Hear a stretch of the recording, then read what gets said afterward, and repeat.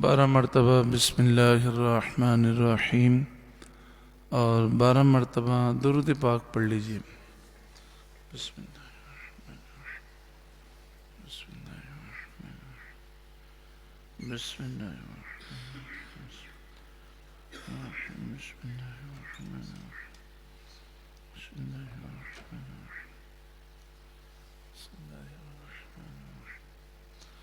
بسم اللہ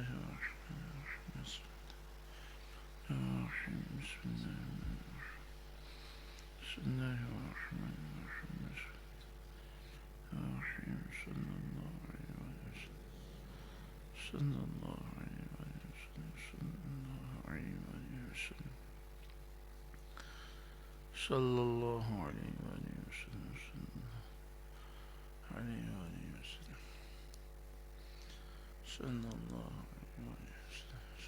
اللہ علیہ وآلہ وسلم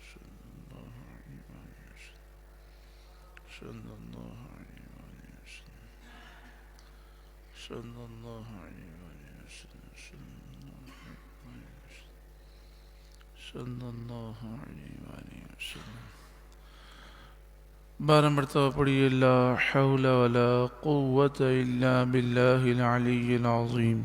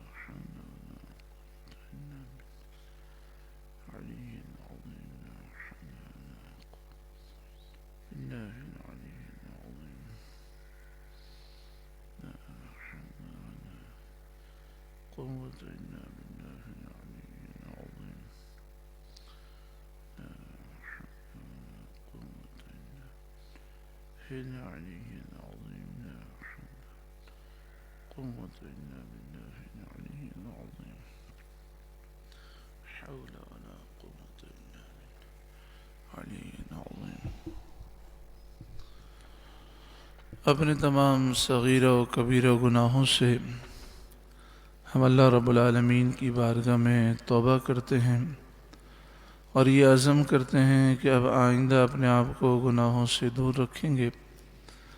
اللہ تعالی ہم سب کو توبۃ النصوح نصیب فرمائے، ایسی توبہ عطا فرمائے کہ پھر ہم کبھی گناہ کے قریب نہ جائیں، اور رب العالمین ہمیشہ ہمیں توبۃ النصوح پر استقامت عطا فرمائے۔ 12 مرتبہ پڑھیے۔ استغفر اللہ ربی من کل ذنب و اتوب الیہ۔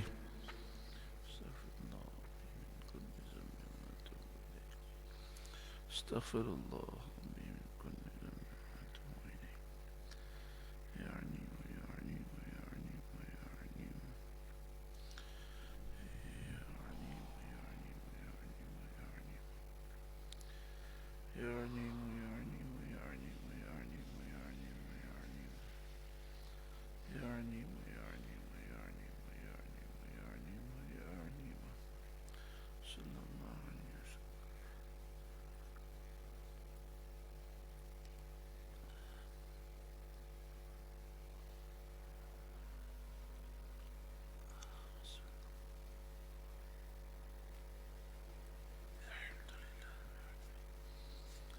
یا اللہ تیرا شکر ہے۔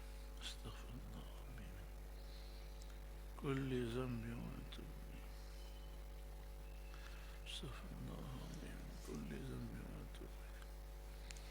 استغفر اللہ ربی من کل ذنب و اتوب الیہ۔ استغفر اللہ ربی من کل ذنب و اتوب الیہ۔ استغفر اللہ ربی من کل ذنب۔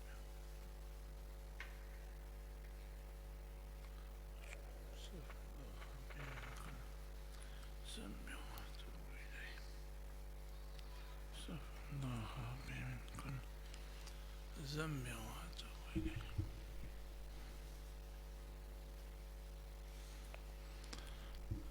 نحمده ونصلي ونسلم على رسوله الكريم.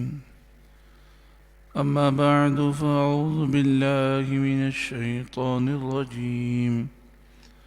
بسم الله الرحمن الرحيم. اهدنا الصراط المستقيم صراط الذين أنعمت عليهم غير المغضوب عليهم ولا الضالين. آمين ثم آمين. بجاه سيد المرسلين صلی اللہ علیہ وآلہ وسلم. درود پاک پڑھی. اللہم صلی علی سیدنا و مولانا محمد ابن عبد اللہ ما ضاق امر الا وفرجہ اللہ. اللہم صلی علی سیدنا و مولانا محمد اللهم صل عليه وآله وسلم وأذهب حزن قلبي في الدنيا والآخرة. اللهم صل على سيدنا ومولانا محمد صاحب الخلق العظيم وعلى آله وصحبه وسلم صلاة وسلاما عليك يا سيدي يا سيدي يا مكي يا مدني يا رحمة للعالمين يا شفيع المذنبين يا خاتم النبيين يا سيد المرسلين يا نبي الله يا حبيب الله يا نور الله يا رسول الله. نويت سنة الاعتكاف لله تعالى. اللہ رب العالمین ہم سب کی حاضری قبول و منظور فرمائے اور رب العالمین ہم سب کو قرآن پاک کے نور سے روشن و منور فرمائے. سورہ نور کے 7ویں رکوع سے درس کا آغاز ہے اور یہ 18ویں پارے کا 13واں رکوع ہے. جس آیت کریمہ سے آغاز ہے وہ سورہ نور کی آیت نمبر 51 ہے. اللہ تعالیٰ نے ارشاد فرمایا انما کان قول المؤمنین اذا دعوا الی اللہ ورسولہ. مسلمانوں کی بات، مومنوں کی بات تو یہی ہے جب اللہ اور رسول کی طرف بلائے جائیں لیحکم بینہم تاکہ رسول ان میں فیصلہ فرمائیں ان یقولوا سمعنا واطعنا کہ وہ عرض کریں ہم نے سنا اور حکم مانا. یعنی جو مومنین ہیں ان کی شان یہ ہے کہ جب بھی انہیں بلایا جائے کہ آؤ رسول اللہ صلی اللہ علیہ وسلم کے دربار میں آ جاؤ تو وہ فوراً آتے ہیں اور کہتے ہیں ہم نے جو سنا اس پر عمل کیا اور دل و جان سے اسے تسلیم کیا. جب بھی کوئی معاملہ ہوتا ہے تو اللہ کے نیک بندے یہ کہتے ہیں کہ بات ہوگی قرآن و حدیث سے اور جو شریعت کا فیصلہ ہوگا وہ ہمیں تسلیم ہے. اب چاہے انہیں اس کا فائدہ محسوس ہو یا نقصان محسوس ہو وہ اللہ اور اس کے رسول کے حکم پر عمل کرتے ہیں۔ وراثت کا جھگڑا ہو، وراثت کے معاملات ہوں، نکاح یا طلاق کے معاملات ہوں، یا کاروباری جھگڑے ہوں، وہ کہتے ہیں شریعت سے پوچھ لیجئے، جو اللہ اور اس کے رسول کا حکم ہے ہم اس پر عمل کریں گے، فیصلہ اللہ اور اس کے رسول کی طرف سے ہے۔ ایسے ہی لوگ کامیاب ہوتے ہیں، اور مومنین کے لیے ایسا کرنا ضروری بھی ہے۔ وَأُولَئِكَ هُمُ الْمُفْلِحُونَ، اور یہی لوگ مراد کو پہنچے، یہی لوگ کامیاب ہوئے۔ وَمَن يُطِعِ اللَّهَ وَرَسُولَهُ،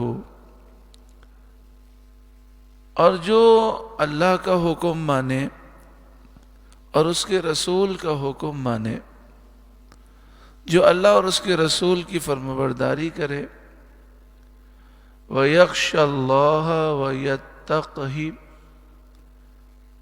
اور اللہ سے ڈرے اور پرہیزگاری اختیار کرے،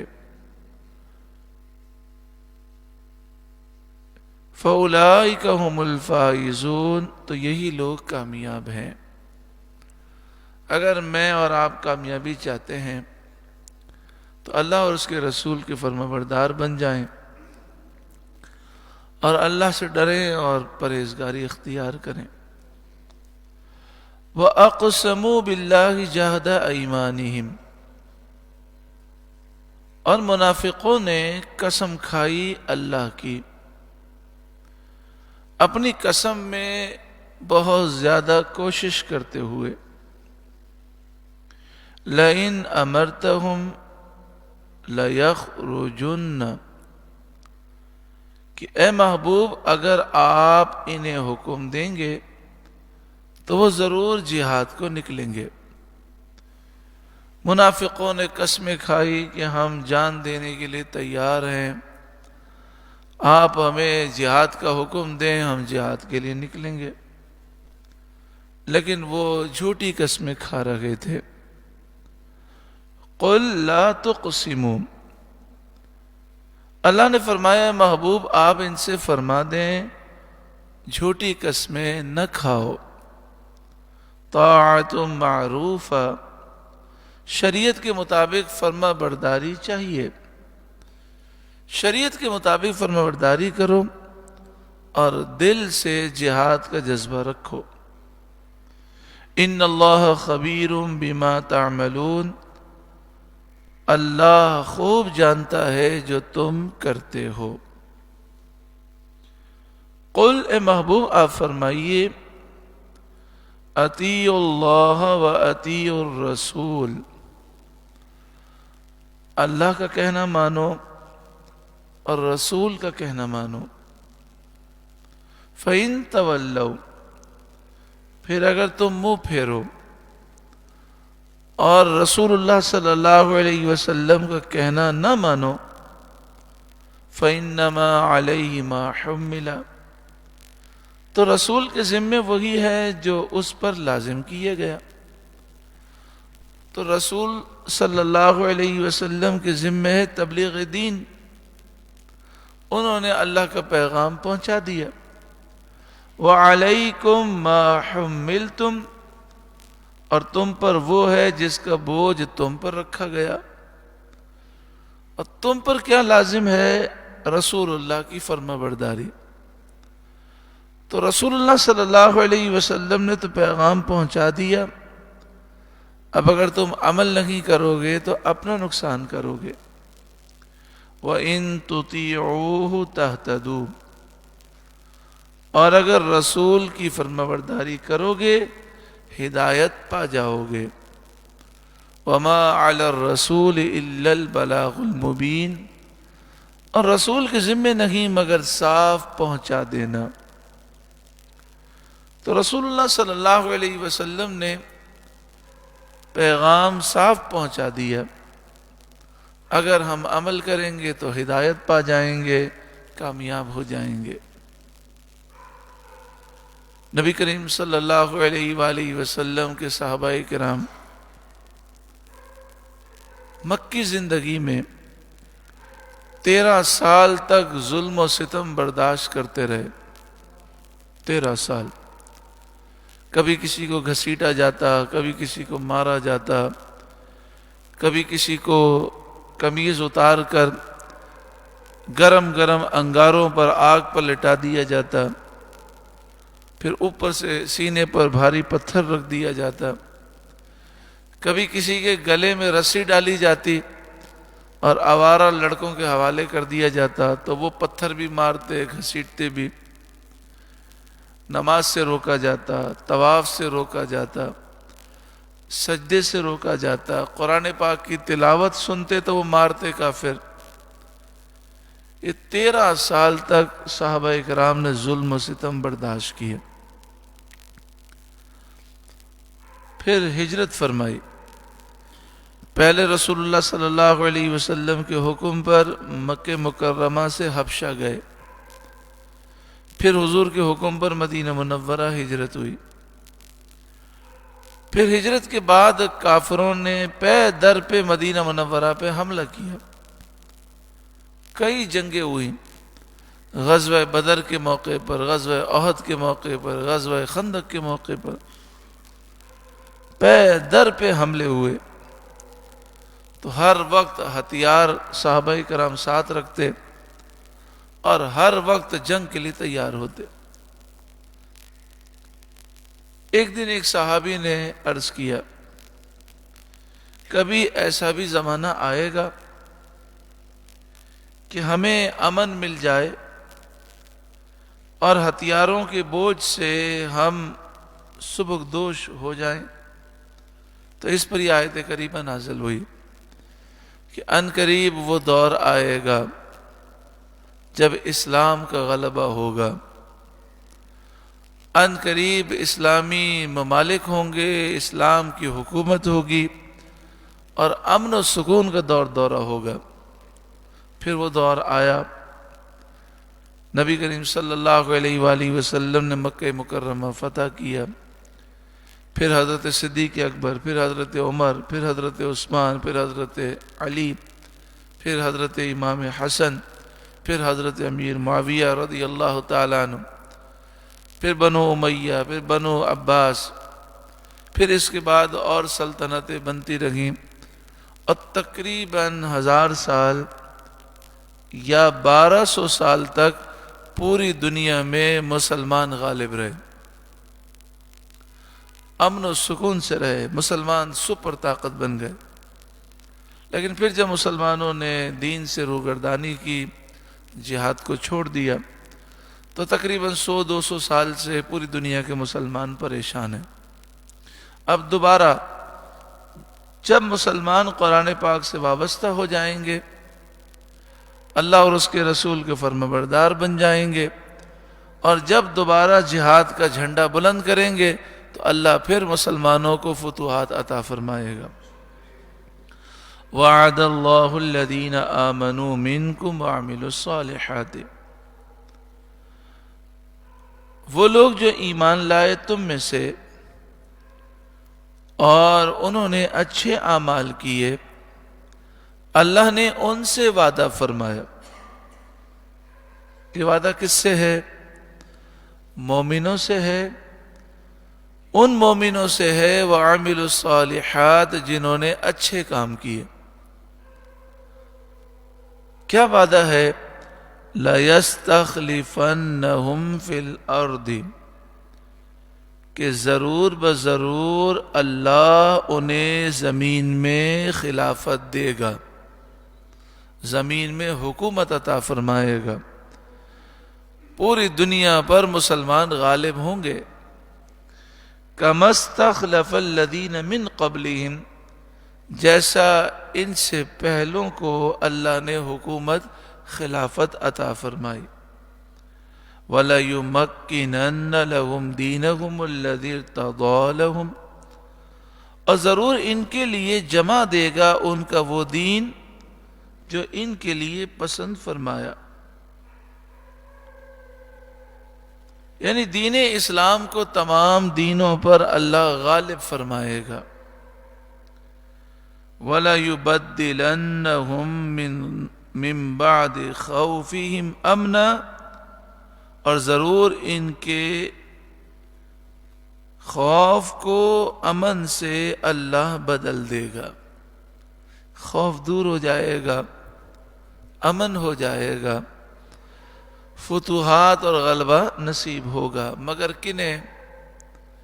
جو مومن ہیں، جن کی عقیدے درست ہیں اور جو اچھے اعمال کرتے ہیں. یعبدوننی لا یشرکون بی شیئا، میری عبادت کریں، میرا شریک کسی کو نہ ٹھہرائیں. ومن کفر بعد ذلک فاولئک هم الفاسقون، اور جو اس کے بعد ناشکری کرے تو وہی لوگ بے حکم ہیں. جو ناشکری کرے گا وہ خیر اور برکتوں سے محروم ہو جائے گا. اللہ مجھے اور آپ سب کو توبہ کی توفیق عطا فرمائے کہ گناہ کرنا واقعی ناشکری کرنا ہے. وَأَقِيمُوا الصَّلَاةَ وَآتُوا الزَّكَاةَ، اور نماز قائم کرو. اللہ ہمیں نماز قائم کرنے کی توفیق عطا فرمائے کہ نماز پڑھی جائے، پابندی کے ساتھ پڑھی جائے، خشوع و خضوع کے ساتھ پڑھی جائے. نماز کے جو فرائض ہیں، واجبات ہیں، شرائط ہیں، جو سنتیں ہیں، ان کے مطابق پڑھی جائے.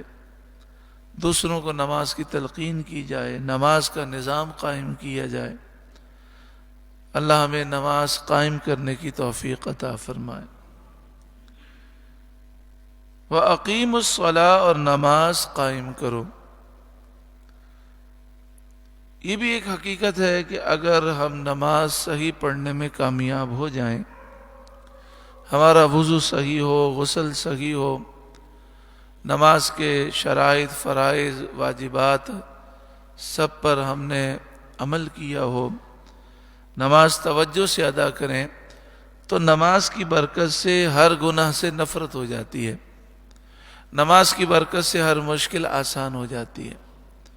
نبی کریم صلی اللہ علیہ وآلہ وسلم کی بارگاہ میں عرض کیا گیا، فلاں شخص نماز بھی ادا کرتا ہے اور یہ گناہ بھی کرتا ہے. آپ نے فرمایا ان قریب اس کی نماز اسے اس گناہ سے روک دے گی. ان الصلاۃ تنہی عن الفحشاء والمنکر، بے شک نماز بے حیائی اور برے کاموں سے روکتی ہے. وآتوا الزکاۃ، اور زکوٰۃ دو. وَأَطِیعُوا الرَّسُولَ، اور رسول کی فرمانبرداری کرو. لَعَلَّکُمْ تُرْحَمُونَ، اس امید پر کہ تم پر رحم ہو. یعنی نماز قائم کرو، زکوٰۃ دو، رسول اللہ صلی اللہ علیہ وآلہ وسلم کی فرمانبرداری کرو تو اللہ تم پر رحم فرمائے گا. لا تحسبن الذین کفروا معجزین فی الارض، ہرگز کافروں کو خیال نہ کرنا کہ وہ کہیں ہمارے قابو سے نکل جائیں زمین میں. یعنی کافروں کی سرکشی، ان کا غرور، تکبر دیکھ کر تم یہ مت سمجھنا کہ یہ اللہ کی پکڑ سے بچے ہوئے ہیں. اللہ تبارک و تعالی انہیں گھیرے ہوئے ہے اور ان کے لیے عذاب کا وقت مقرر ہو چکا ہے. وَمَأْوَاهُمُ النَّارُ، اور ان کا ٹھکانہ جہنم ہے. وَلَبِئْسَ الْمَصِيرُ، اور ضرور کیا ہی برا انجام ہے. یعنی جہنم میں جانا کتنا برا انجام ہے. اللہ تعالی ہمیں اس رکوع پر عمل کرنے کی توفیق عطا فرمائے. اس رکوع میں ہمیں یہ درس دیا گیا کہ ہم اللہ کی فرمانبرداری کریں، اس کے رسول صلی اللہ علیہ وسلم کی فرمانبرداری کریں، اللہ سے ڈریں، پرہیزگاری اختیار کریں، نماز قائم کریں، زکوٰۃ دیں اور اچھے اعمال کریں تو ہماری دنیا بھی سنور جائے گی اور آخرت بھی سنور جائے گی. اللہ تعالی مجھے اور آپ سب کو عمل کی توفیق عطا فرمائے. درود پاک پڑھی. اللہم صلی علی سيدنا ومولانا محمد بن عبد الله ما ضاق أمر الله وفرجه الله صلى الله عليه وآله وسلم.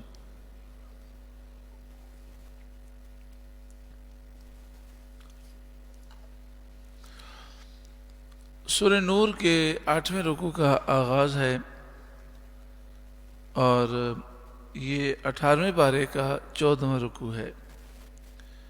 جس آیت کریمہ سے آغاز ہے وہ سورہ نور کی آیت نمبر 58 ہے. اللہ تعالیٰ نے ارشاد فرمایا یا ایہا الذین آمنو، اے ایمان والوں. اس آیت کریمہ میں جو حکم دیا جا رہا ہے وہ حکم یہ دیا جا رہا ہے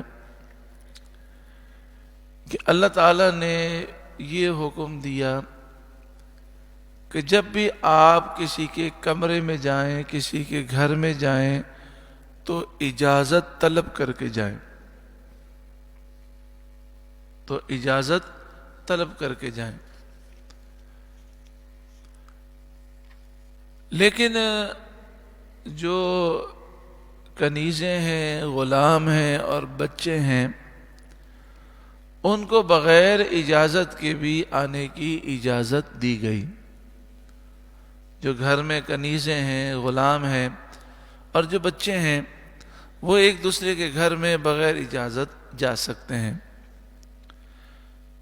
لیکن اس آیت کریمہ میں یہ فرمایا گیا کہ کنیز اور غلام اور بچے بھی 3 وقتوں میں اجازت طلب کر کے جائیں. ایک عشاء کی نماز کے بعد اور ایک ہے فجر کی نماز سے پہلے، اور تیسرا وقت ہے ظہر کی نماز کے بعد. کیونکہ آدمی اپنے گھر میں ہوتا ہے، عشاء کی نماز کے بعد وہ سونے کے لیے لگتا ہے تو وہ کپڑے تبدیل کر رہا ہوتا ہے، یا کپڑے وہ تبدیل کر چکا ہوتا ہے، مطلب سونے کے لیے مثلا اس نے بنیان پہنا ہے اور سو رہا ہے، تو اچانک سے پڑوس کا بچہ آ جائے تو اسے شرمندگی محسوس ہوتی ہے. تو فرمایا 3 وقت ہیں جس میں بچوں کو بھی اجازت لینی ہے. ایک ہے عشاء کی نماز کے بعد، دوسرا ہے فجر کی نماز سے پہلے، اور تیسرا ہے ظہر کی نماز کے بعد. ظہر کی نماز کے بعد بھی سنت مبارکہ ہے قیلولہ کرنا. تو جب لوگ قیلولے کے لیے آرام کرتے ہیں، لیٹتے ہیں، تو قمیض انسان اتار لیتا ہے، بنیان میں ہوتا ہے، تو وہ گھر میں آدمی بے تکلف ہوتا ہے، اور برابر سے کوئی بچہ آ جائے اور وہ سمجھدار بچہ ہے لیکن ہے نابالغ، تو اس کے سامنے یہ حالت میں اسے شرم آتی ہے. تو فرمایا 3 وقتوں میں اجازت طلب کرنی ہے. یا ایہا الذین آمنو، اے ایمان والوں. لیستأذنکم الذین ملکت ایمانکم، چاہیے کہ تم سے اجازت لیں تمہارے ہاتھ کے مال غلام اور کنیز. غلام اور کنیز تم سے اجازت مانگیں، ان پر لازم ہے کہ وہ اجازت مانگ کر آئیں. والذین لم یبلغوا الحلم منکم، اور وہ اجازت طلب کریں جو ابھی جوانی کو نہیں پہنچے، یعنی نابالغ بچے. 3 مرات 3 وقت میں 3 مرتبہ اجازت طلب کریں. من قبل صلاۃ الفجر، نماز فجر سے پہلے. وحین تضعون ثیابکم من الظہیرۃ، اور جب تم اپنے کپڑے اتار رکھتے ہو دوپہر کو. اس سے مراد یہ کہ دوپہر میں جب تم آرام کے لیے لیٹتے ہو تو آدمی ٹوپی اتار دیتا ہے، امامہ ہوگا تو وہ اتار دے گا، اگر اس نے کوئی صدری پہنی ہے، کوئی جیکٹ پہنی ہے وہ اتار دے گا، قمیض بھی بسا اوقات انسان اتار دیتا ہے، بنیان میں ہوتا ہے. تو ایسے وقت بچوں کو بھی چاہیے وہ اجازت طلب کر کے آئیں. وَمِن بَعْدِ صَلَاةِ الْعِشَاءِ، اور نماز عشاء کے بعد. ثلاث عورات لکم، یہ 3 وقت تمہاری شرم کے ہیں. لیس علیکم ولا علیہم جناح بعدہن، ان 3 وقتوں کے بعد کچھ گناہ نہیں تم پر نہ ان پر. یعنی 3 وقتوں کے علاوہ غلام کنیز اور بچے بغیر اجازت کے آ سکتے ہیں. ہونا تو یہ چاہیے کہ بچے ہر وقت اجازت طلب کر کے آئیں، لیکن شاید ہمارے ذہن میں وہ ماحول نہ ہو جس ماحول کی بات فرمائی جا رہی ہے. ابھی بھی بعض علاقوں میں یہ ماحول ہے کہ جیسے آپ سمجھ لیں کہ پہلے یہ ہوتا تھا کہ لوگوں میں محبتیں بہت زیادہ تھیں.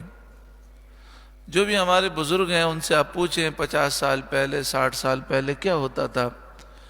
پورے محلے میں ایک دوسرے سے دوستی ہوتی تھی، محبت ہوتی تھی، اور ایک دوسرے کے گھروں میں آنا جانا ہوتا تھا، اور ایک دوسرے کے گھروں میں کبھی کوئی چیز بھیجتے تھے، کبھی کوئی چیز مانگتے تھے. اب بچوں کا آنا جانا بار بار لگا رہتا تھا کہ جی ہماری امی نے بھیجا ہے پیاز دے دیں، جی امی نے وہ کل پلیٹ لی تھی پلیٹ واپس دی ہے. تو اس طرح گھروں میں بچوں کا آنا جانا بہت زیادہ تھا.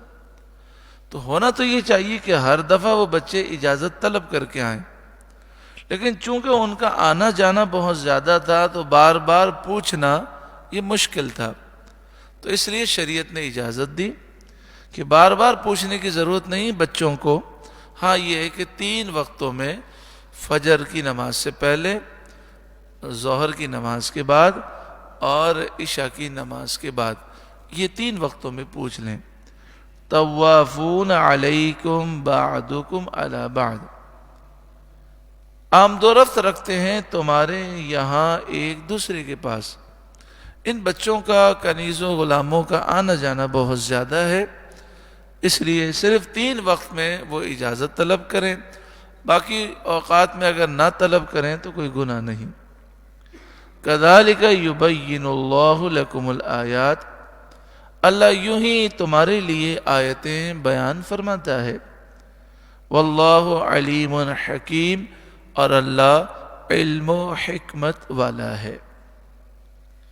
وَإِذَا بَلَغَ الْأَطْفَالُ مِنْكُمُ الْحُلُمَ، اور جب تم میں لڑکے جوانی کو پہنچ جائیں، جب بچے بالغ ہو جائیں. لڑکا 12 سال سے لے کر 15 سال کے درمیان بالغ ہوتا ہے.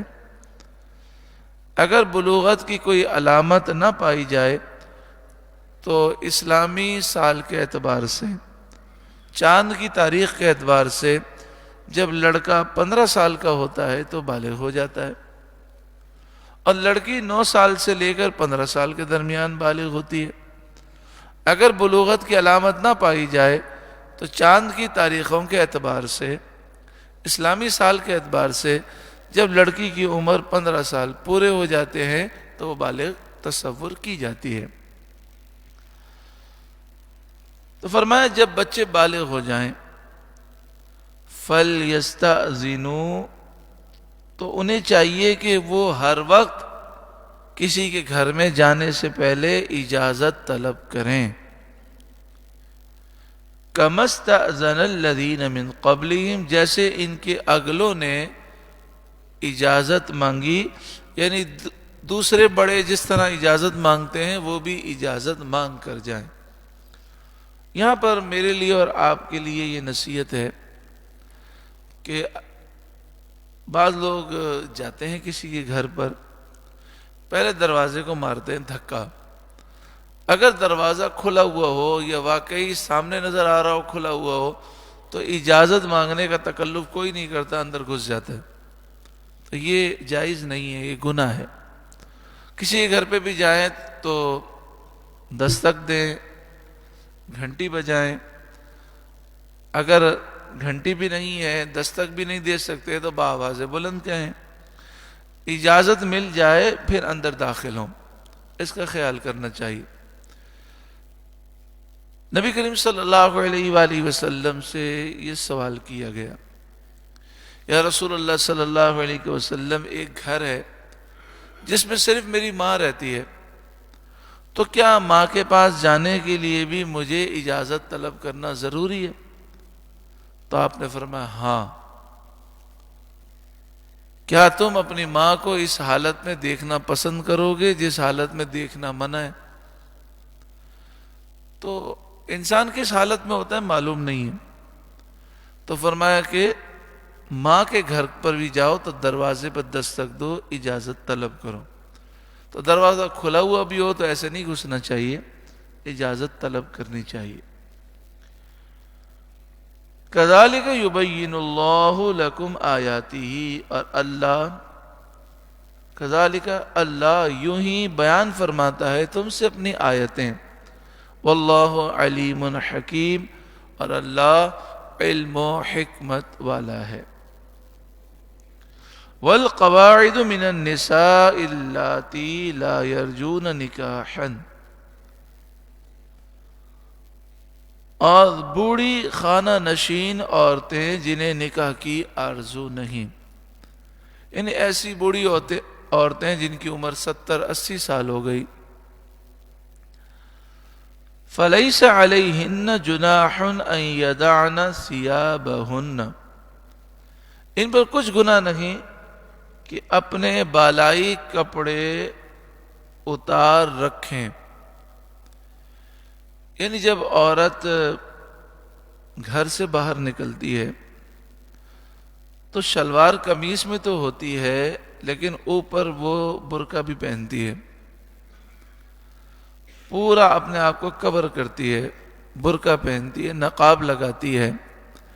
لیکن جو بوڑھی عورت ہے 70-80 سال کی، اگر وہ برقع نہ پہنے، نقاب نہ لگائے تو اسے اس کی اجازت ہے، مگر غیر متبرجات بزینہ،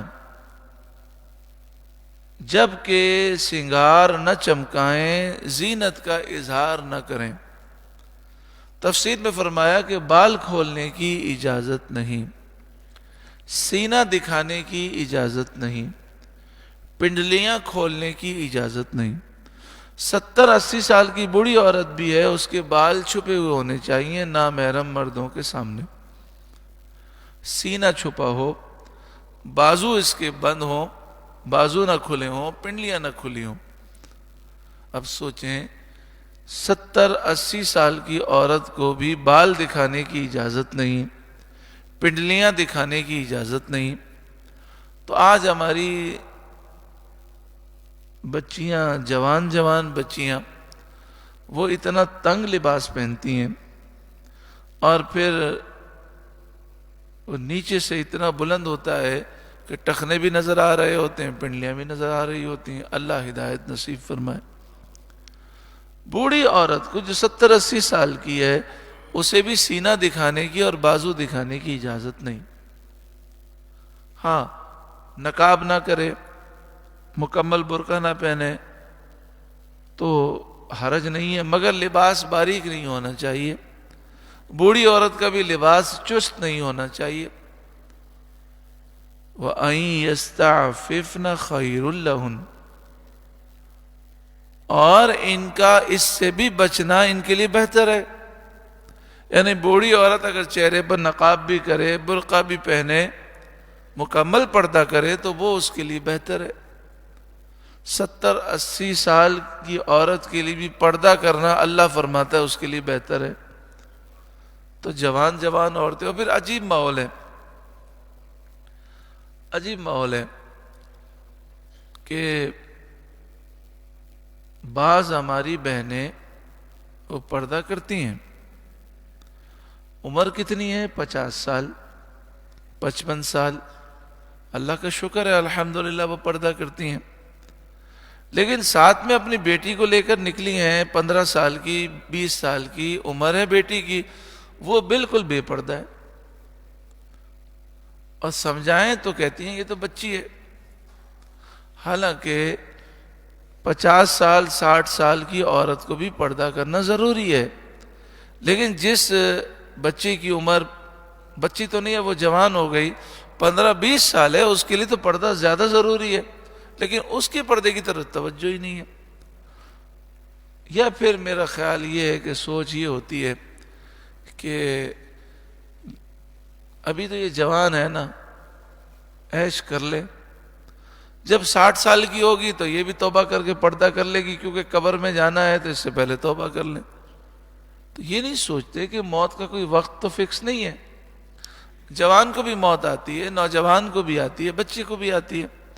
اللہ تعالی شریعت پر عمل کرنے کی مجھے اور آپ سب کو توفیق عطا فرمائے۔ واللہ سمیع علیم، اور اللہ سننے والا، علم والا ہے۔ کتنا بڑا دھوکہ ہے اس دور میں کہ اسکولوں میں، کالجوں میں، یونیورسٹیوں میں اور ٹی وی کے مختلف چینلوں پر ایسے لوگ ہیں موجود جو یہ دعویٰ کرتے ہیں کہ قرآن و حدیث میں کہیں پردے کا ذکر ہی نہیں ہے۔ کتنا افسوس ہے۔ قرآن پاک کی صریح آیات ہیں، یہ ایک آیت نہیں، اس کے علاوہ کئی آیتیں ہیں۔ تو یہاں بوڑھی عورت کو فرمایا گیا کہ وہ اگر 70-80 سال کی ہے اور وہ پردہ نہیں کر سکتی تو چہرہ کھول سکتی ہے، برقع نہ پہنے تو کوئی حرج نہیں۔ اس کا مطلب جو 70-80 سال سے چھوٹی عمر ہے اس کے لیے پردہ کرنا ضروری ہے۔ اور یہاں یہ فرمایا جا رہا ہے اتنی بوڑھی عورت بھی مکمل پردہ کرے تو وہ اس کے لیے بہتر ہے۔ اور یہ نام نہاد اسکالر یہ کہتے ہیں کہ جناب پردے کا تو کوئی ذکر ہی نہیں ہے، نعوذ باللہ من ذالک۔ سوال یہ کیا گیا کہ بعض اوقات کوئی ہوتا ہے نابینا، لوگ نابینا کو اپنے گھر لے جاتے ہیں اور کھانا کھلاتے ہیں۔ کبھی کوئی عارج ہوتا ہے، لنگڑا ہوتا ہے، معذور ہوتا ہے تو لوگ اپنے گھر لے جاتے ہیں۔ تو کیا ایسے بندوں کا کسی کے گھر پر ان کی اجازت سے جانا جائز ہے؟ تو فرمایا بالکل جائز ہے، اس میں حرج نہیں ہے۔ جب گھر والے کی اجازت ہے اور وہ اپنی خوشی سے لے جاتا ہے تو وہ جا کر ان کے گھر پہ کھانا کھا سکتے ہیں۔ لیس علی الاعمی حرج، الاعمی جو ہے اندھے کو کہتے ہیں، نابینا کو، نابینا پر کوئی حرج نہیں۔ ولا علی الاعرج حرج، اور لنگڑے پر کوئی حرج نہیں، عارج پر کوئی حرج نہیں۔ ولا علی المریض حرج، مریض پر، بیمار پر کوئی حرج نہیں۔ ولا علی انفسکم، اور تم پر بھی کوئی حرج نہیں، ان تأکلوا من بیوتکم، کہ تم اپنے گھروں سے کھاؤ، یعنی اپنے گھر سے کھاؤ۔ کبھی کبھی ایسا بھی ہوتا ہے کہ انسان، یعنی بعض ایسے بھی مسلمان ہوتے ہیں کہ جن کی ایک سے زائد بیویاں ہوتی ہیں، تو اپنے گھر میں کھانا، بیوی کے گھر میں کھانا، اس میں کوئی حرج نہیں ہے۔ آگے فرمایا او بیوت آبائکم، یا اپنے باپ کے گھر پہ کھانا کھاؤ۔ او بیوت امہاتکم، یا اپنی ماں کے گھر کھانا کھاؤ۔ او بیوت اخوانکم، یا بھائیوں کے گھر کھانا کھاؤ۔ او بیوت اخواتکم، یا بہنوں کے گھر کھانا کھاؤ۔ او بیوت اعمامکم، یا اپنے چچوں کے جو چچا ہیں ان کے گھر کھانا کھاؤ۔ او بیوت عماتکم، یا اپنی پھپھیوں کے گھر کھانا کھاؤ۔ او بیوت اخوالکم، یا اپنے ماموؤں کے گھر کھانا کھاؤ۔ او بیوت خالاتکم، یا اپنی خالاؤں کے گھر کھانا کھاؤ۔ جب یہ آیت نازل ہوئی تو یہ 1400 سال پہلے نازل ہوئی۔ آج سے 50 سال پہلے جو محبتیں تھیں وہ آج نہیں ہیں، تو 1400 سال پہلے جو محبتیں تھیں اس کا تو ہم تصور ہی نہیں کر سکتے۔ تو اتنی محبت تھی کہ بندہ اپنی خالہ کے گھر یا ماموں کے گھر چلا جائے اور کہے مجھے بھوک لگی ہے، تو کوئی تکلف نہیں تھا. لیکن مجھے بتائیے کیا آج یہ ماحول ہے کہ بندہ اپنے تایا کے گھر، اپنے چچا کے گھر، اپنے ماموں کے گھر، اپنی خالہ کے گھر، اپنی پھوپھی کے گھر جب چلا جائے، جب موڈ ہو چلا جائے کہ مجھے بھوک لگی کھانا دو؟ تو اگر ایسا ماحول نہیں ہے اور لوگ اس کو برا سمجھتے ہیں تو نہیں جانا چاہیے. اور اگر ماحول ایسا ہو کہ ہمارے جانے سے وہ خوش ہوتے ہیں تو جانے میں کوئی حرج نہیں ہے، جانے میں پھر کوئی حرج نہیں ہے.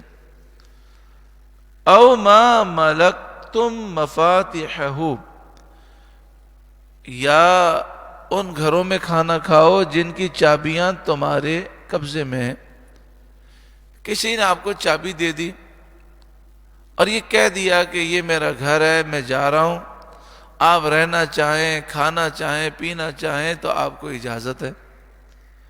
تو اگر یہ اجازت ہے تو کھانے میں کوئی حرج نہیں. او صدیقکم، یا اپنے دوست کے یہاں کھانا کھاؤ، کوئی حرج نہیں. تو یہاں تفسیر میں لکھا ہے کہ پہلے رشتہ داروں میں تو کیا محبتیں تھیں، محلے والوں میں تو کیا محبت تھی، دور کے دوستوں میں بڑی محبت تھی. اگر کسی کا دوست اس کے گھر آتا اور دروازے پہ دستک دیتا اور کہتا کہ میرا دوست کہاں ہے، اس کی کنیز کہتی کہ آپ کے دوست تو گھر پہ نہیں ہیں، تو وہ کہتا مجھے اتنے درہم کی ضرورت ہے. وہ کنیز جو ہے اس کی تجوری میں سے یا اس کے مال میں سے اتنے درہم اسے دے دیتی. تو جب اس کا دوست آتا تو ناراض نہیں ہوتا تھا، وہ اتنا خوش ہوتا تھا کہ کنیز کو آزاد کر دیتا تھا، اسے مالا مال کر دیتا تھا کہ تو نے میری غیر موجودگی میں میرے دوست کی مدد کی. لیکن بتائیے آج ایسی محبت ہے؟ حضرت ابو الدرداء رضی اللہ تعالیٰ عنہ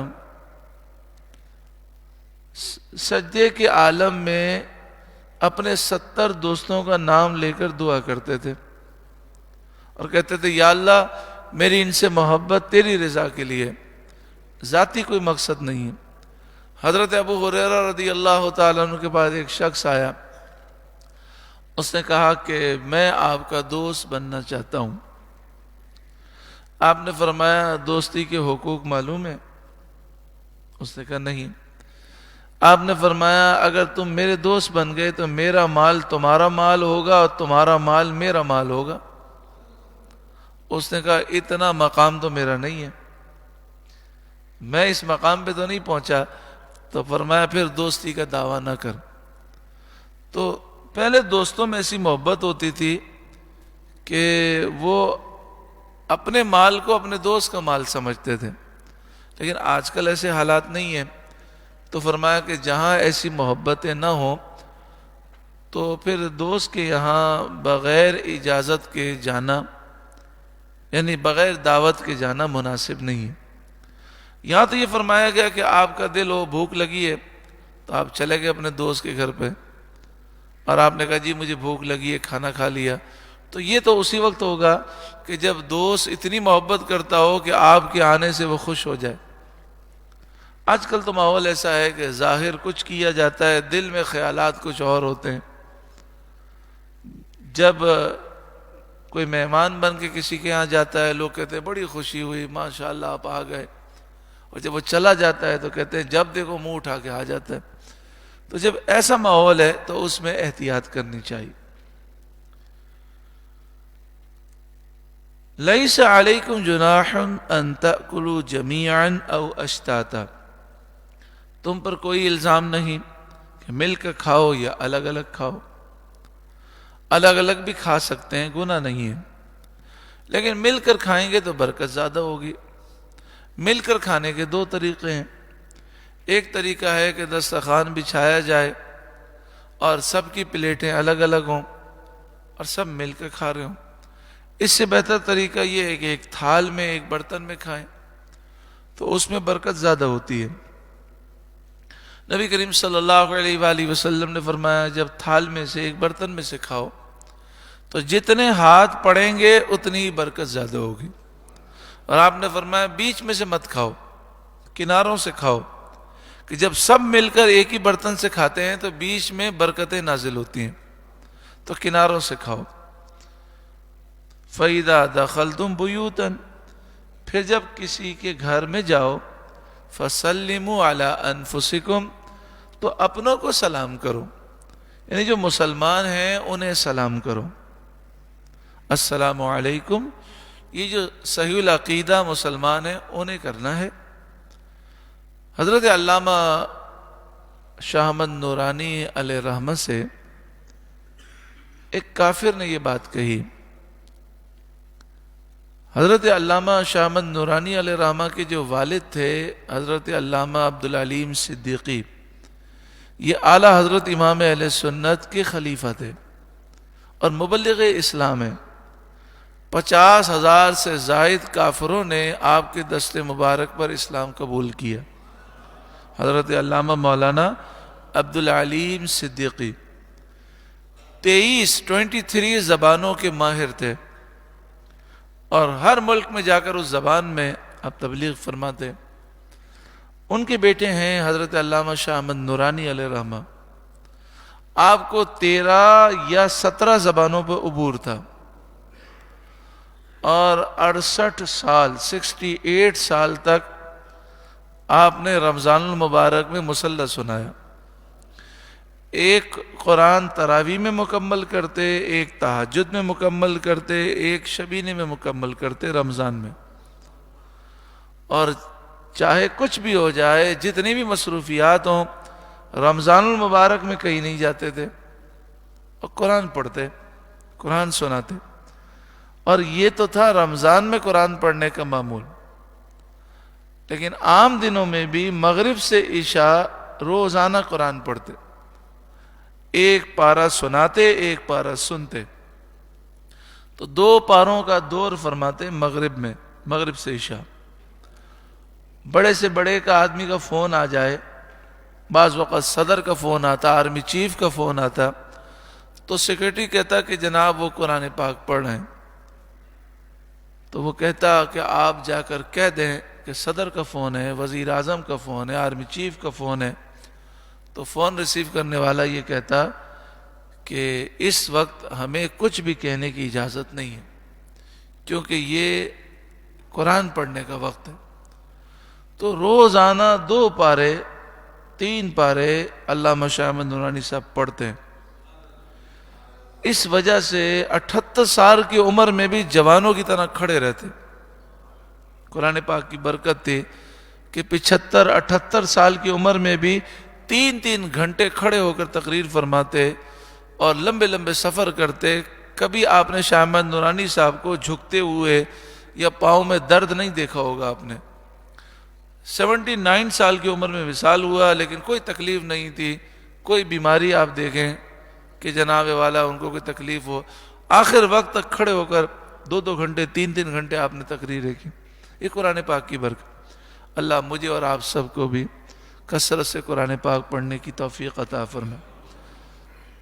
تو علامہ شاہ احمد نورانی علیہ رحمہ کا بڑا مقام تھا پوری دنیا میں، یہ تو پاکستان کے لوگوں نے قدر نہیں کی، ورنہ آپ بعض ملکوں میں جاتے تو صدر خود ایئرپورٹ پہ آپ کو لینے کے لیے آتا، موریشس میں اور کتنے ملکوں کے صدر وزیر اعظم آپ کے استقبال کے لیے آتے۔ اتنے بڑے علامہ، اتنے بڑے فہامہ اور اتنے بڑے عالم،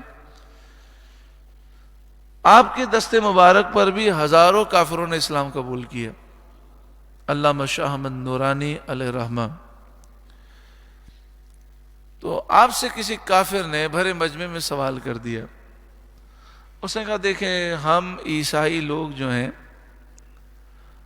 ان کا ملنے کا انداز کتنا زبردست ہے، صبح ملتے ہیں تو کہتے ہیں گڈ مارننگ، کسی اور وقت ملتے ہیں تو good evening, good night, good afternoon, ہر وقت کی الگ دعا ہے، اور آپ کو پتہ نہیں عجیب حال ہے، صبح ملیں، دوپہر میں ملیں، رات میں ملیں، السلام علیکم السلام علیکم السلام علیکم، ایک ہی رٹ لگاتے رہتے ہیں آپ۔ تو آپ نے فرمایا ایک بات بتائیں، انسان کی حالتیں مختلف ہوتی ہیں، کبھی وہ خوش ہوتا ہے، کبھی پریشان ہوتا ہے، کبھی اس کے گھر میں اس کی ماں کی لاش پڑی ہوتی ہے، کبھی اس کا جوان بیٹا جو ہے وہ زخمی ہوتا ہے، کبھی اس کا والد آئی سی یو میں ہوتا ہے، تو آپ کہیں گڈ مارننگ، یعنی اچھی صبح ہے، تو کیا اس کے لیے وہ اچھی صبح ہے؟ اس کی ماں کی لاش اس کے گھر میں پڑی ہے، اس کے لیے اچھی صبح تو نہیں ہوئی۔ لیکن جب آپ کہتے ہیں السلام علیکم، تم پر سلامتی ہو، تو آدمی پریشان ہو یا خوشحال ہو، سلامتی کی دعا ہر وقت مفید ہے۔ تو اس کافر نے اس بات کو تسلیم کیا۔ آج مجھے یہ بات سمجھ میں آ گئی کہ آپ کے نبی نے جو آپ کو دعا سکھائی ہے ملنے کی، وہ بڑی عظیم دعا ہے، اور اس دعا کی صحابہ کرام کتنی کثرت کرتے تھے۔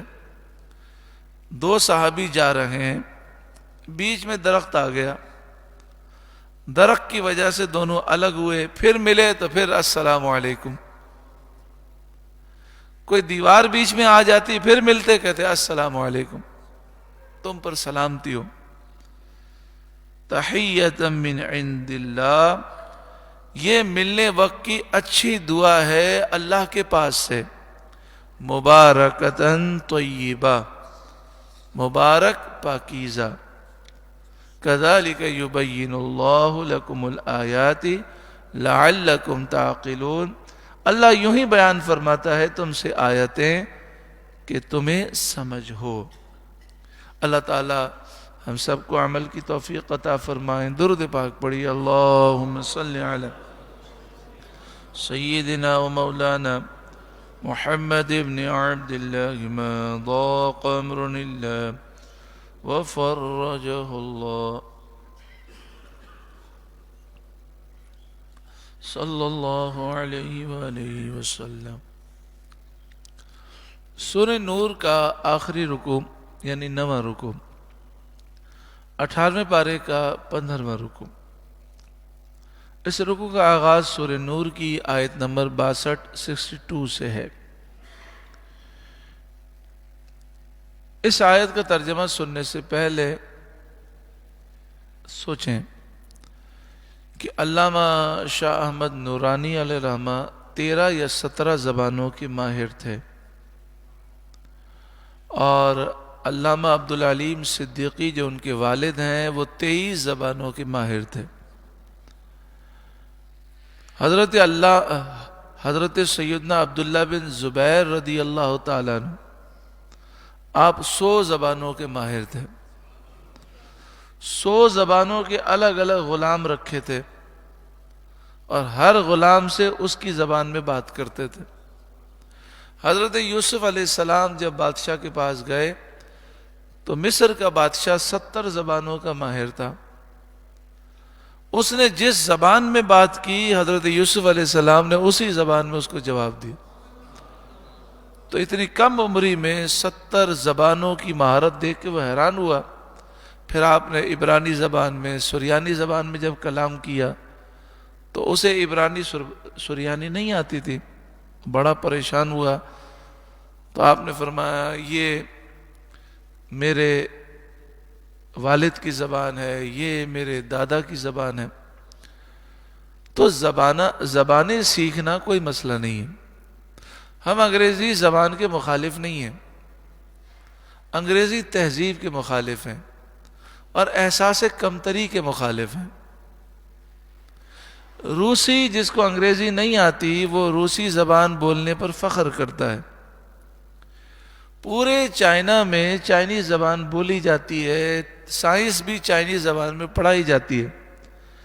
چائنا کا وزیر اعظم یا صدر انگلش نہ بولے تو کوئی معیوب نہیں ہے۔ فرانسیسی صدر وہ فرانسیسی زبان میں بات کرتا ہے، جرمنی کا چانسلر وہ جرمنی میں گفتگو کرتا ہے، جاپان کا شہنشاہ جاپانی زبان بولتا ہے۔ ہر ملک دیکھ لیں، جس ملک نے ترقی کی اپنی مادری زبان میں کی، تعلیم مادری زبان میں ہونی چاہیے۔ اگر امریکہ، آسٹریلیا اور انگلینڈ نے انگلش زبان میں ترقی کی ہے تو انگریزی زبان ان کی مادری زبان ہے۔ پوری دنیا میں دیکھ لیں کہ کوئی ایک ملک بھی ایسا نہیں کہ جس نے مادری زبان کو چھوڑ کر دوسری زبان کو تعلیم کا ذریعہ بنایا ہو، اس نے ترقی کی ہو۔ جتنے ترقی یافتہ ملک ہیں ان کے ہاں مادری زبان میں ہی تعلیم دی جاتی ہے، ان کے بڑے بڑے وزراء مادری زبان بولتے ہیں، سرکاری محکموں میں مادری زبان ہے۔ لیکن ہماری مادری زبان اردو ہے، لیکن اردو بولنے پر کسی کو فخر نہیں۔ ہمارے وزراء انگریزی بولنے پر فخر کرتے ہیں۔ تو انگریزی کی مخالفت نہیں ہے، مگر مسئلہ یہ ہے کہ کسی زبان سے اتنا متاثر ہو جانا، احساس کمتری میں آ جانا، یہ صحیح نہیں۔ اور صرف انگریزی کیوں سکھائی جاتی ہے؟ روسی زبان بھی ہے، چائنیز بھی ہے، جاپانی بھی ہے، جرمنی بھی ہے، فرانسیسی بھی ہے، ڈچ بھی ہے۔ دنیا میں اتنی زبانیں ہیں، یہاں تک کہ ہالینڈ میں آپ جا کر انگریزی بولیں کوئی سمجھتا ہی نہیں ہے۔ پی ایچ ڈی ڈاکٹر بھی انگریزی نہیں سمجھتا، تو وہ اپنی زبان پر فخر کرتے ہیں۔ یہاں تک کہ عرب شریف کے اندر بھی آپ جائیں تو ایئرپورٹ پر جگہ جگہ عربی لکھی ہوتی ہے۔ یہ پاکستان میں آپ دیکھیں تو اردو کا نام و نشان نہیں، انگریزی انگریزی۔ تو انگریزی سے اتنا مروب ہونا ہمارے لیے فائدہ مند نہیں ہے۔ انگریزی ایک لینگویج ہے، زبان ہے، وہ سیکھنی چاہیے، اس طرح اور زبانیں بھی سیکھنی چاہیے۔ دوسری بات یہ کہ ہمارے بزرگوں نے یہ ہمیں تعلیم دی کہ تعلیم پر زور دیں، تعلیمی اداروں پر ہمیں زور دینا چاہیے۔ آج ہمارے یہاں تعلیم کا معیار بالکل گر گیا۔ اسکول، کالج، یونیورسٹی صرف کمائی کے دھندے ہو گئے۔ تو کوئی بھی قوم اگر دشمن کا مقابلہ کرنا چاہتی ہے تو اس کے لیے تعلیم ضروری ہے۔ اللہ تعالی نور حمزہ کو، نور فاطمہ کو، نور آمنہ کو اور جتنے اہل حق کے ادارے ہیں سب کو اللہ عروج اور کامیابی نصیب فرمائے، اور ہماری نسلوں کو دینی اور دنیاوی تعلیم میں پختہ فرمائے، عالم بعمل بنائے، مجاہد اسلام بنائے۔ ارشاد فرمایا انما المؤمنون الذین آمنوا باللہ ورسولہ، ایمان والے تو وہی ہیں جو اللہ اور اس کے رسول پر ایمان لائے، یقین لائے۔ وَإِذَا كَانُوا مَعَهُ عَلَى أَمْرٍ جَامِعٍ، اور جب رسول کے پاس کسی ایسے کام میں حاضر ہوئے ہوں جس کے لیے جمع کیے گئے ہوں، یعنی مشورے کے لیے یا کسی کام کے لیے حضور نے بلایا، سب جمع ہیں، لم يذهبوا حتى يستأذنوا، تو وہ حضور کی بارگاہ سے جاتے نہیں جب تک کہ اجازت نہ لے لیں۔ ان الذين يستأذنونك، بے شک وہ لوگ جو آپ سے اجازت مانگتے ہیں، اولئک الذین یؤمنون باللہ ورسولہ، یہ وہی لوگ ہیں جو اللہ اور اس کے رسول پر ایمان لاتے ہیں۔ فَإِذَا اسْتَأْذَنُوكَ لِبَعْضِ شَأْنِهِمْ، پھر جب وہ آپ سے محبوب اجازت مانگے اپنے کسی کام کے لیے، فَأَذَن لِمَنْ شِئْتَ مِنْهُمْ، تو ان میں جسے آپ چاہیں اجازت دے دیں، وَاسْتَغْفِرْ لَهُمُ اللَّهُ، اور ان کے لیے اللہ سے معافی مانگیں، ان اللہ غفور رحیم، بے شک اللہ بخشنے والا مہربان ہے۔ لا تجعلوا دعاء الرسول بینکم کدعاء بعضکم بعضا، رسول کے پکارنے کو آپس میں ایسا نہ ٹھہرا لو جیسا تم میں ایک دوسرے کو پکارتا ہے۔ یعنی حضور کی بارگاہ کو عام بارگاہ نہ سمجھو، ان کا ادب بہت بلند و بالا ہے، بہت تعظیم کرنی ہے، ادب کرنا ہے، اور بڑے ادب کے ساتھ ان کی بارگاہ میں عرض کرنا ہے، یا حبیب اللہ، یا رسول اللہ، یا نبی اللہ، یا سیدی، یا رسول اللہ، تو بڑے ادب و تعظیم سے ان کی بارگاہ میں عرض کرنا ہے۔ اللہ تعالیٰ محبوب کریم صلی اللہ علیہ وسلم کی بارگاہ میں ہمیں با ادب حاضری نصیب فرمائے۔ بڑا دکھ ہوتا ہے، 1925 میں یہ نجدی وہابی سعودی قابض ہو گئے، بڑا انہوں نے ظلم کیا، مزارات شہید کر دیے، کتنے مقدس مقامات مٹا دیے۔ اب کتنا ظلم ہے، آپ دیکھیں کہ پورے سعودی عرب میں بے حیائی، فحاشی اور یعنی کو عام کیا جا رہا ہے۔ جگہ جگہ کلب کھل گئے، شراب کے اڈے کھل گئے، نعوذ باللہ من ذالک۔ 3 ایسے شہر بنائے جا رہے ہیں جہاں شراب پینے کی اجازت ہوگی۔ 3 ایسے شہر ہیں جو دبئی سے زیادہ گندے ہوں گے۔ ان کا دعویٰ ہے کہ لوگ جو دبئی اور سنگاپور جاتے ہیں وہ بھول جائیں گے، یہاں پر آئیں گے۔ اور تینوں شہر مکہ مکرمہ و مدینہ منورہ کے قریب ہی ہیں، جہاں پر پوری دنیا سے زنا کرنے کے لیے، حرام کام کرنے کے لیے، شراب پینے کے لیے دنیا کے لوگ آئیں گے۔ اور کھلے عام یہ کہہ رہے ہیں کہ اس 3 شہروں میں کوئی اسلامی قانون جو ہے لاگو نہیں ہوگا، اور گندگی کا وہ مرکز ہوگا۔ اور اس کے علاوہ بھی ریاض کے اندر، جدہ میں، مکے میں، مدینہ شریف میں کتنی بے حیائی کے کلب کھل گئے، ڈانس ہو رہے ہیں، میوزیکل پروگرام ہو رہے ہیں، کوئی بولنے والا نہیں، کوئی بولنے والا نہیں۔ حالانکہ بولنا چاہیے کہ جب اتنے مقدس شہروں کے اندر بے حیائی ہو رہی ہے تو پھر مسلمانوں پر تباہی آئے گی۔ آپ چلے جائیں کسی بھی شاپنگ مال میں، پاؤں رکھنے کی جگہ نہیں ہے، لیکن مسجد نبوی شریف میں ان کو کرونا یاد آتا ہے۔ کل ایک بھائی مجھے ملے، عمان سے آئے تھے، انہوں نے کہا میں عمان سے مدینہ شریف، مکہ شریف گیا عمرے کے لیے، تو جب میں مدینہ شریف پہنچا تو وہاں 2 ایپ ہیں، ایک توکلنا اور ایک اعتمرنا۔ اس ایپ کے ذریعے میں نے ٹائم لیا کہ مجھے ریاض الجنہ میں حاضر ہونا ہے، حضور کی سنہری جالیوں پہ حاضری دینی ہے، تو کہا کہ مجھے ٹائم دیا گیا کہ آپ کل اتنے بجے حاضر ہو سکتے ہیں۔ کہتے ہیں میں حاضر ہوا تو 3 جگہ پر 4 جگہ پر میرا بار کوڈ چیک کیا گیا، پھر مجھے اندر جانے کی اجازت ملی۔ 20 منٹ، تقریباً 10 منٹ یا 20 منٹ ریاض الجنہ میں اجازت ملی، اور پھر وہاں سے نکل کر میں جب حضور کی بارگاہ میں گیا، 1 سیکنڈ مجھے کھڑا نہیں رہنے دیا گیا، دھکا مار کے نکال دیا گیا۔ کہتے ہیں پھر میں نے دوسرے دن دوبارہ میں نے یہ چاہا کہ مجھے اجازت مل جائے، تو کہتے ہیں مجھے میسج آیا کہ آپ کل جا چکے ہیں، اب 1 مہینے کے بعد جا سکتے ہیں۔ یہ شروع سے یہ چاہتے تھے، یہ وہابی نجدی سعودی یہ شروع سے چاہتے تھے کہ حضور کی جالیوں پر مسلمان نہ آئیں۔ وہ نجدی بار بار کہتے تھے ہر نماز کے بعد کیوں آ جاتے ہو سلام پیش کرنے کے لیے، 1 دفعہ آئے کرو، بس سلام پیش کرو نکلو۔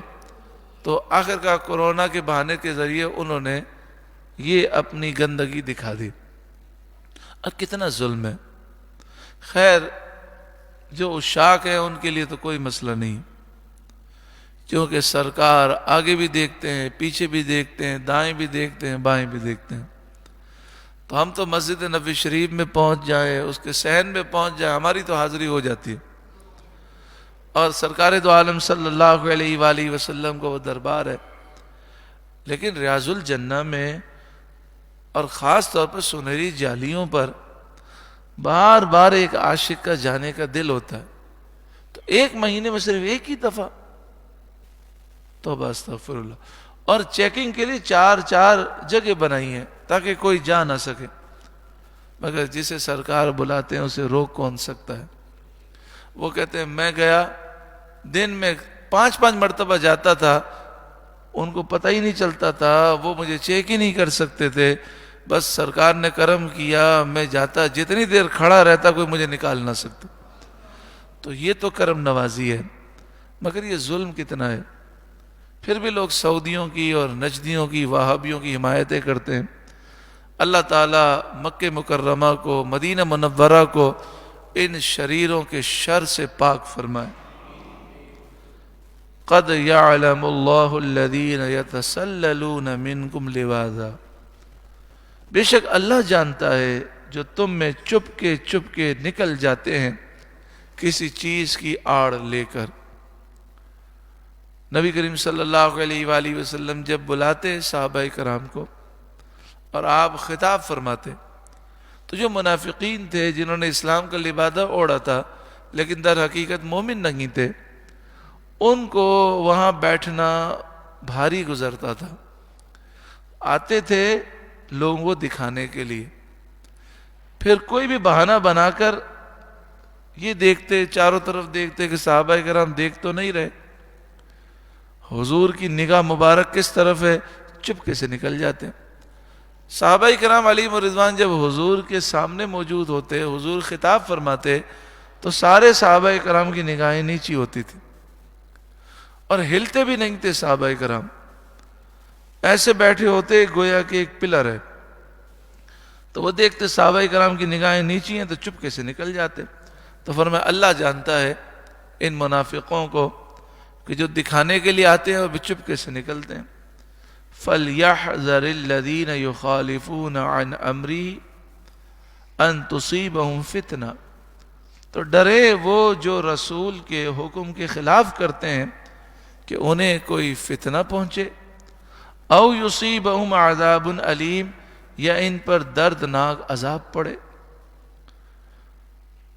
جو منافقت کر رہے ہیں، جو دل سے رسول اللہ سے محبت نہیں کرتے، انہیں ڈرنا چاہیے کہ دنیا میں فتنے میں پڑیں گے، دنیا ان کی برباد ہوگی، اور اگر دنیا میں عذاب نہ آیا تو قبر و آخرت تو ضرور برباد ہوگی. الا سن لو ان للہ ما فی السماوات والارض، بے شک آسمانوں میں جو کچھ ہے، زمین میں جو کچھ ہے، اللہ ہی کے لیے ہے. قد یعلم ما انتم علیہ، بے شک وہ جانتا ہے جس حال پر تم ہو. تو لہذا اس سے ڈرو، اپنے حال کو صحیح کرو. وَيَوْمَ يُرْجَعُونَ إِلَيْهِ، اور اس دن کو جس میں اس کی طرف پھیرے جائیں گے. فَيُنَبِّئُهُمْ بِمَا عَمِلُوا، تو وہ انہیں بتا دے گا جو کچھ انہوں نے کیا. اس دن کو ہمیں یاد کرنا چاہیے جس دن ہم اللہ کے حضور حاضر ہوں گے. اللہ تعالیٰ مغفرت فرمائے، بخشش فرمائے. ایک جوان جن کی عمر 31 سال 32 سال تھی، چھوٹے چھوٹے بچے تھے، بظاہر کوئی بیماری نہیں تھی، اچانک سے انتقال کر گئے. تو موت اچانک آ سکتی ہے، آتی بھی ہے. اللہ ہمیں توبہ کی توفیق عطا فرمائے، اللہ ہمیں اچھی زندگی عطا فرمائے، اللہ ہمارے دل کے زنگ کو دور فرمائے. ساری زندگی تو برباد کی ہم نے، اب جو زندگی باقی ہے اللہ ہمیں قدر نصیب فرمائے، وہ کام نصیب فرمائے جس سے رب راضی ہو جائے. واللہ بکل شیء علیم، اور اللہ سب کچھ جانتا ہے. اللہ تعالی ہم سب کو عمل کی توفیق عطا فرمائے. درود پاک پڑھی. اللہم صلی علی سیدنا و مولانا محمد ابن عبداللہ ما ضاق امر الا وفرجہ اللہ.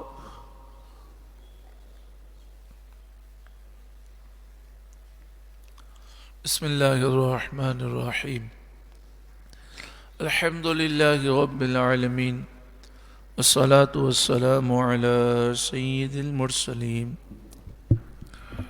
اے کریم مالک و مولا پروردگار، ہمیں دنیا میں آخرت میں بھلائی عطا فرما.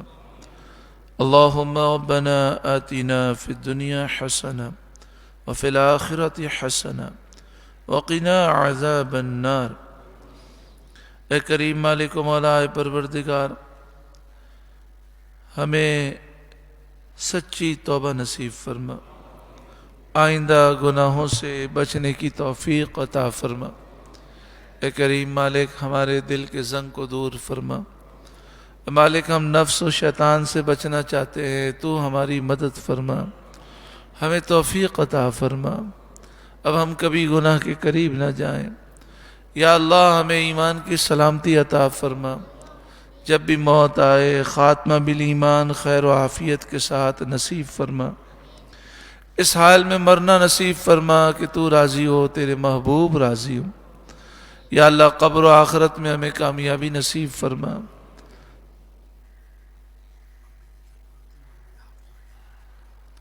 اے کریم مالک و مولا اے پروردگار، جتنے بیمار ہیں سب کو شفا عطا فرما۔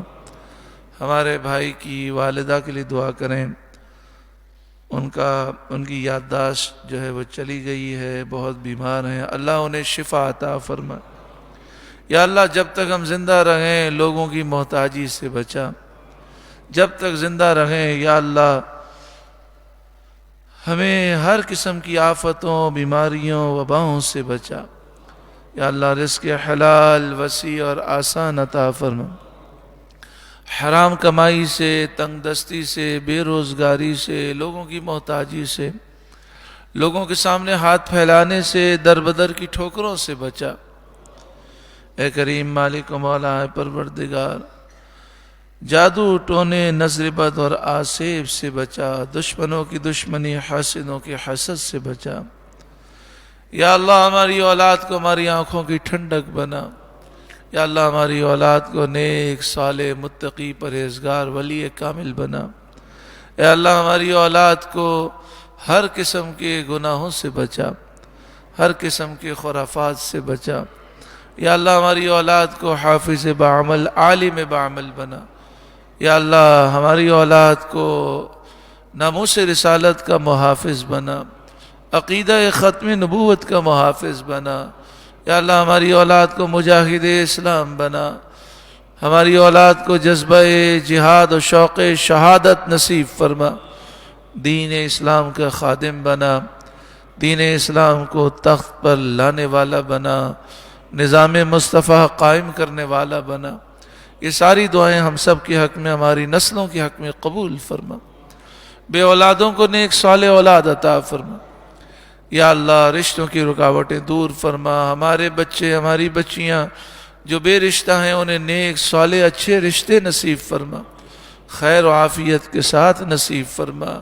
یا اللہ، جن کی شادیاں ہو گئیں، جن کے رشتے ہو گئے، ان کے گھروں میں سکون دے، گھریلو ناچاکیوں کو دور فرما۔ یا اللہ، جو اس معاملے میں پریشان ہیں ان کی پریشانیاں دور فرما۔ یا اللہ، ہر مسلمان کو ذاتی کشادہ سکون والا گھر نصیب فرما۔ یا اللہ، حرمین شریفین کے دروازے ہمارے لیے کھول دے، جو بد عقیدہ، بد مذہب ہے ان سے حرمین شریفین کو پاک فرما۔ یا اللہ، فلسطین بیت المقدس کو ناپاک قدموں سے پاک فرما۔ یا اللہ، بیت المقدس کو آزادی نصیب فرما۔ اے پروردگار، بار بار مکہ مکرمہ، مدینہ منورہ، بغداد معلیٰ، نجف اشرف، کربلا شریف، عراق شریف، شام شریف اور دیگر مقدس مقامات کی بار بار باادب مقبول حاضری نصیب فرما۔ ہر سال ہمیں حج مقبول مبرور نصیب فرما، بار بار عمرہ مقبول عطا فرما، ہر سال رمضان المبارک میں عمرہ مقبول عطا فرما۔ یا اللہ، اے پروردگار، جو مانگا عطا فرما، جو مانگنا بھول گئے وہ بھی عطا فرما۔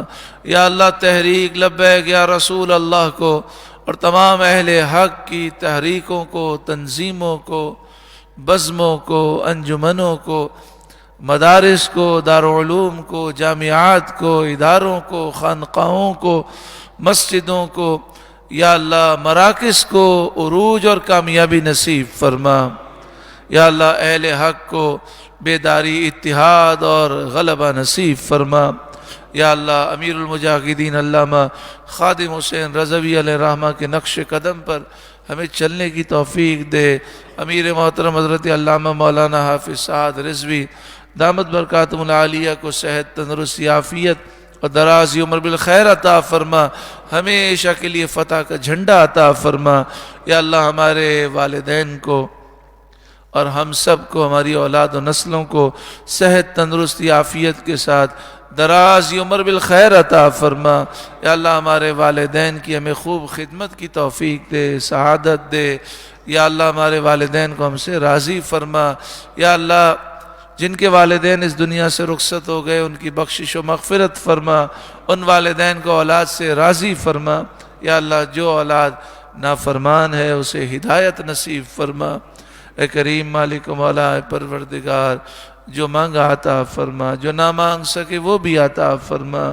آج تک جو دلی جائز تمنائیں، دعائیں اور آرزویں ہم نے کی ہیں، آئندہ کریں گے، جو بہتر ہو خیر و عافیت کے ساتھ ہم سب کے حق میں اور تمام مسلمانوں کے حق میں قبول و منظور فرما۔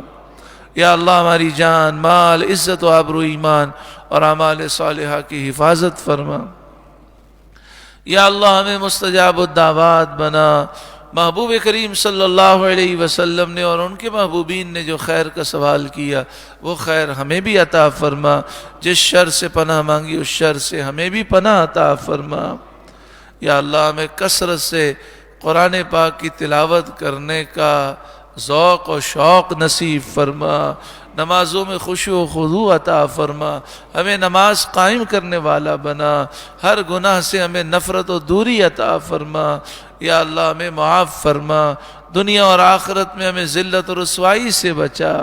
جیسا لوگ ہمیں اچھا سمجھتے ہیں یا اللہ ان کی سوچ سے بھی زیادہ ہمیں اچھا بنا دے۔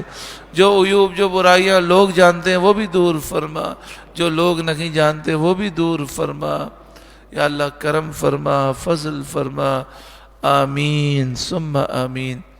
بجاہ سید المرسلین صلی اللہ علیہ وآلہ وسلم۔ ان اللہ وملائکتہ یصلون علی النبی یا ایہا الذین آمنوا صلوا علیہ وسلموا تسلیما۔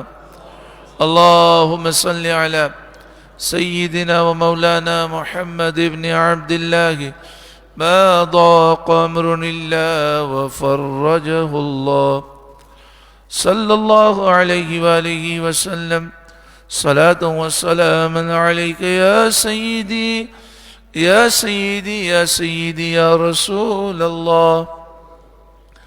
سبحانک اللہم وبحمدک اشہد ان لا الہ الا انت استغفرک واتوب الیک۔ سبحان ربک رب العزت عما یصفون وسلام علی المرسلین والحمد للہ رب العالمین۔